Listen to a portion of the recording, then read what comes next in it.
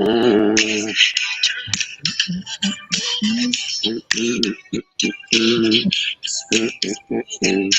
Welcome to the Nudelberg Daily Huddle. June 1st. What's happened has happened. It's in the books. It's in the books. It's part of instant classic. As ESPN says, April and May were an instant classic. We'll remember it forever. We are live, Young Nudelberg. Across all the channels. Good morning, Nudelberg Daily Huddle, and everybody out there excited to start the morning, start the month, and start the next half of the year with you. Are you starting with the man in the mirror? Every day. Every day, baby. And could have been. If you want to make the world a better place, take a look at yourself and make that change. So for those that are new, we start every morning with some music. Today is Motown, so we have Michael Jackson with a very appropriate song. Look yourself in the mirror, man. The shit that's going on in this country right now, we can make the change. It's up to all of us. Stand up and be heard peacefully. Make something happen, man. Crazy, crazy stuff. Eddie Dykes is in the house. Jeremy Torres. Good morning. I know you guys are traveling. Hope you're traveling safely, Jeremy. Sherry Cedar's in the house. Welcome aboard to the Daily Huddle. It's June 1st. We got a lot of stuff to go through today. Eddie Dykes, good morning. Mitch Ziffer, good morning. Woohoo! I'm going to kill the music there, my boy. Give us a rundown. What does June 1st mean to you? 6 a.m. workout in a class with other people in a gym that was outside of my house. Really exciting to get back to normal a little bit, be around other people, ran into some friends from our community. And, it was crazy last night. There was a curfew for Broward County that came out late in the night. And which is tough because, there's a lot of crazy things going on out there, but excited to be a part of the change, excited to use my platform to help stand with people that have lived in a different world than me, and excited to listen to what they have to say and hopefully be a part of the change. Yeah, there's, knowing that you and I are both process guys, there has to be a process where this can't happen. I mean, it was so blatant and so disgusting. It turns my stomach. My friends of color, I feel for them to have that kind of fear and not know any given time.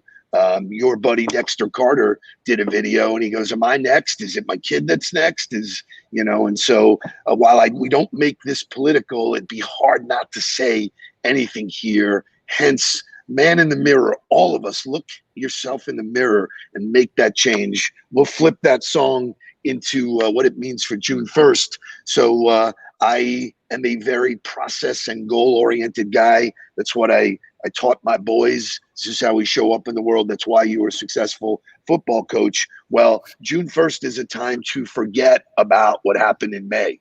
It's in the books. It's part of history, whether it was good or whether it was bad.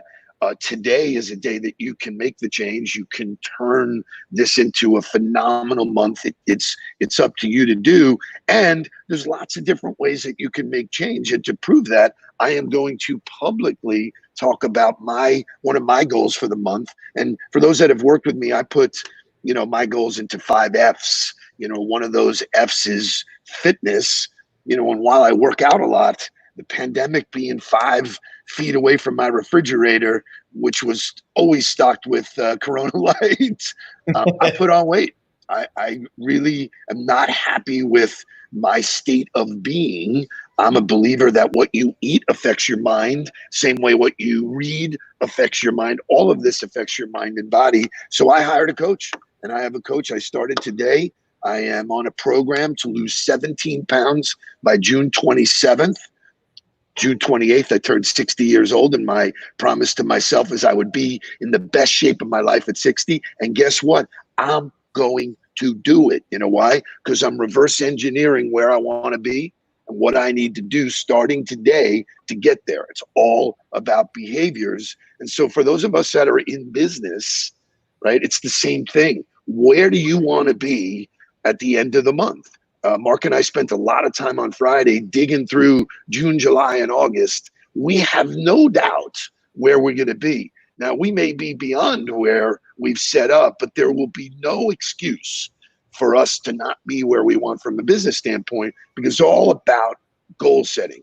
And so I urge you, I beg you, write it down. Whatever it is, I have written everywhere that the reason why I'm going to do what I do every day, like pack down one of these mothers, a gallon of water every day, is because I want the result. If you want the results, it's all about the behavior. Comment to my boy.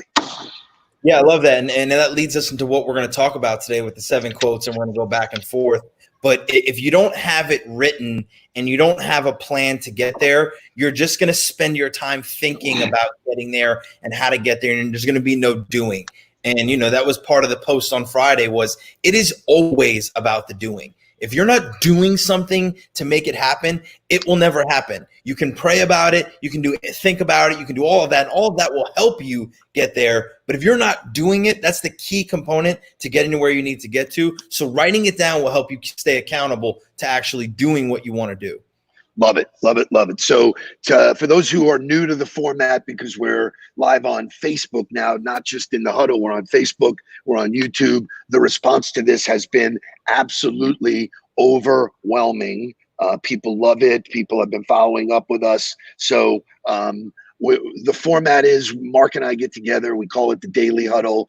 You can take the information that we're sharing, take it to your teams, put it in your social media, but just the same way that how you feed your body, this is feeding your mind with good stuff to start the day. So here we go. Today is about motivational quotes. Now, it's really funny to me because all over social media, I see people just taking some random quote and posting it, and I don't even think they read it.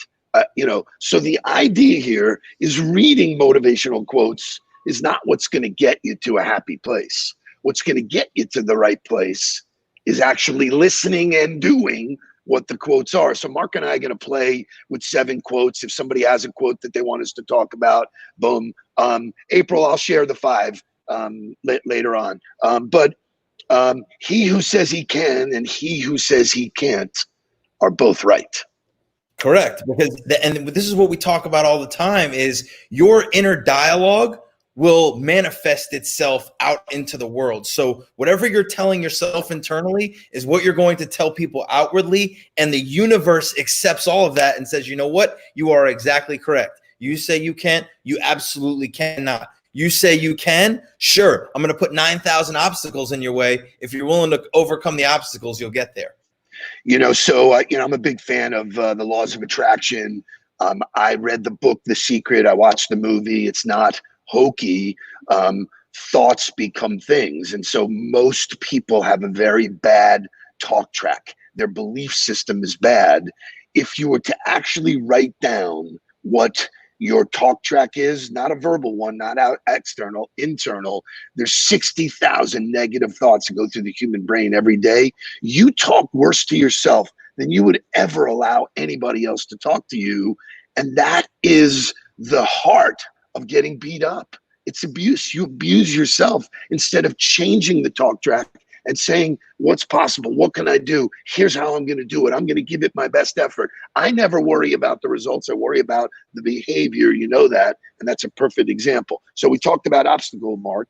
I'm going to go to anything is possible if you pretend you never saw the obstacle. Yeah, so I think, most people have a barrier to entry because they'll have an idea to do something and then they'll say, oh, well, I can't do it because of that.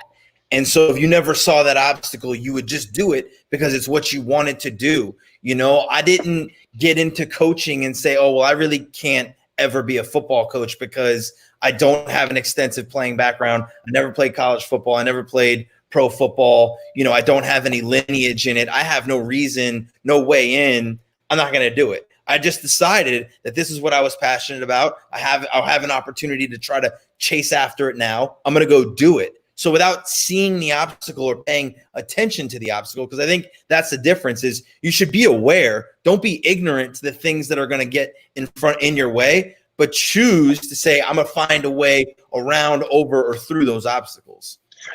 So my favorite saying is act as if you were the CEO of your own life.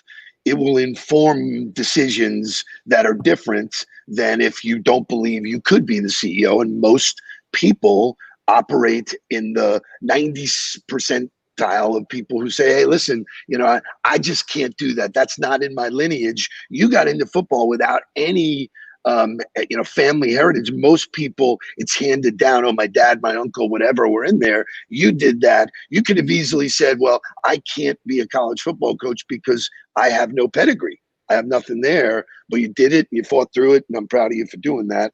And that's awesome. So that'll lead me to quote number 3, which I love, love, love. How you do anything is how you do everything. And to me, that is the most important. It's details. It's all about details. And to me, if we talked about this a while back, setting your intentions, and to me, the best compliment that you can get from somebody is that you're an intentional person. Because if you're intentional, you're present, you're paying attention to the details, and you care about what's happening. So to me, just like right now, there are signs always. There's always clues that are happening all around you, right? Those clues are telling you things. It's the exact same way. You see somebody, you see how they do one thing. It's a major indicator on how they do absolutely everything in their life. And it's such an interesting thing because it's the small little details that successful people pay attention to on the outside. They notice when you follow up right after a call. They notice, for me, we've talked about this in the huddle before. I have this thing called the say-do ratio. You want to be successful in life? Just do what you say. Most people say shit all day long, just saying it. Oh yeah, I'll do that. Yeah, I'll do that. And then never, ever do it. And so that really is the smallest little details. When you say to somebody, I'm going to do it, I love that one. So this one's an interesting one. If you win the rat race, you're still a rat. And I love that. I think because to me, it says it in here, there's a difference between a job and a career. And to me, and you talk about it, if you climb the corporate ladder and found out that the ladder was leaning against the wrong building, how terrible would you feel? That was part of my aha moment in coaching, was that I had spent 10 years in it. I had tremendous success in the roles that I had, and I looked at the rest of the ladder to what I was going to do or where I was going to go, and said, I don't know if I'm interested in being the rat. I'm in this race. I don't know if this is really what I want to be. And so, not being afraid to look at yourself and look at the what you're doing and say, is this something that I want my life to embody? Or is this just something that's giving me a paycheck, and having that realization for yourself? I've been coaching a lot of kids that are graduating either high school or coaching kids that are graduating college, and they're like freaked out with, I don't know what to do. I need to get a job. I need to do this. I need to do well. My suggestion is always write down everything that you don't want to do. That's a much easier list to do that says, listen, non-negotiable. I'm not doing that. I don't want to be in the science field. I don't want to be in the health field. Non-negotiable, not going to do that. And so Seth Godin wrote about it this morning, which was great. He said, listen, it's okay to take a gap. Like don't do anything until you figure it out. Invest in yourself, learn a new trade. There's so much that you can do. I see people pivoting into new careers now, and there's a renewed energy in their lives instead of getting up every morning, sitting in traffic, doing the same thing. This pandemic has opened up new avenues for people. So, that's why I thought that was so relevant. The rat race is only applicable if you are the rat. Correct. So don't be the rat. Get out, do what you want to do. Listen, people have always applauded me. They say, dude, you've reinvented yourself more than anybody I've ever seen in my life, because I will not accept being unhappy. I will not accept bad culture. I will not accept. And so it comes down to what you are willing to accept. This is going back to the song, The Man in the Mirror. You got to look at yourself in the mirror every day. What are you willing to accept? The Correct. minute you decide to take control and not and have tolerance, forget the tolerance to accept all that shit, boom, that's where all the good stuff happens. So another doozy here. I love it. To make your dreams come true, which is part of the problem is most people don't know what their dreams are. What could you do? Well, if you had a genie bottle, what would it be? But to make your dreams come true, you first have to wake up. Because it's all about the doing. You know, we talked about this earlier, and it just comes back into play. And we say it all the time. It is all about the doing. What plans are you putting into motion that are going to attract the things that you want and dream about? Like, to me, I knew I wanted to do whatever I could in order to become a college football coach. That meant driving to Jacksonville and back from Tallahassee to drop off the head coach's wife and kids at the airport and back. That had nothing to do with coaching football. You know what it did? It built relationship. It built rapport. It was anything I could do that would help me or I thought might help me. You never know. You never know what's going to be the thing that's going to push you over. So just start doing. Forget about everything else and just start doing. I have my dream. I know where I want to go. What can I do right now that's going to move me towards that? Love it, love it, love it. And then finally, this one's a great one too. The price of security, which I will tell you 99% of the coaching I do, someone is looking for security, and the price of security is insecurity. Correct. Comment. So yeah, so it's interesting for me because, you know, I grew up with an entrepreneur father. So like risk to me is very different than most people's risk. Most people are very risk adverse, and I just see risk as well. That's the price of opportunity. So you got to pay it in order to get to where you got to get to. And not most people don't feel that way. And I think now, especially with the pandemic and coming out, the risk is, you know, the security of your job.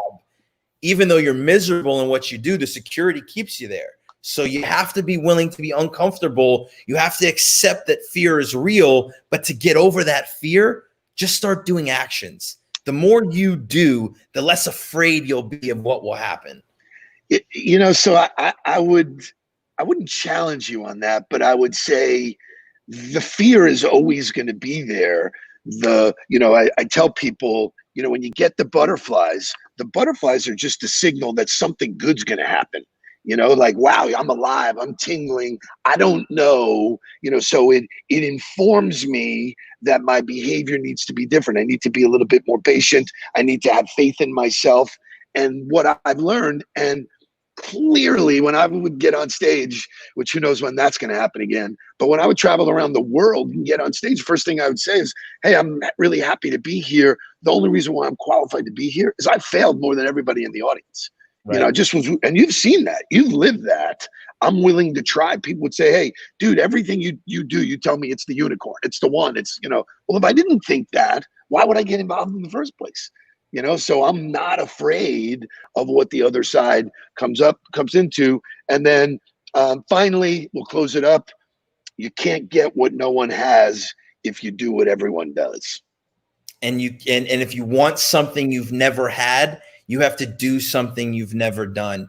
So just grouping in with the masses and accepting what everybody else accepts, if that's not what your vision is, the only way to get that is to break out and do what you feel is right, what you want to do, what speaks to your heart. And if you want something that you've never had, it's going to require things that you've never done. And that's okay. It's okay to feel that anxiety and to feel that nervousness. All of that will push you and move you, and you will fail, and you'll keep trying. And if you stay persistent and disciplined, success is there for the taking. Love it, love it. And as my friend Joe Mulling says, everything that you're really good at now, you sucked at one point. So we have a hard stop at 20 minutes. That's our goal, is get in, get out, build a day. I'll leave you with this last thought. Nobody gives a shit about you, your well-being, your financial, Nobody gives a shit about you more than you. So this is your time to look in the mirror, listen to that song. It's so profound. You can make a change. You can plan it. You can make it happen. Ben Sterner's in here. He is a phenomenal entrepreneur who is pivoting like crazy. Follow him. He came up with an apparel idea that is an absolute game changer. I'm thrilled to be working with him. Howie Craw's in here. He is my health coach. He's the one that's going to help me lose the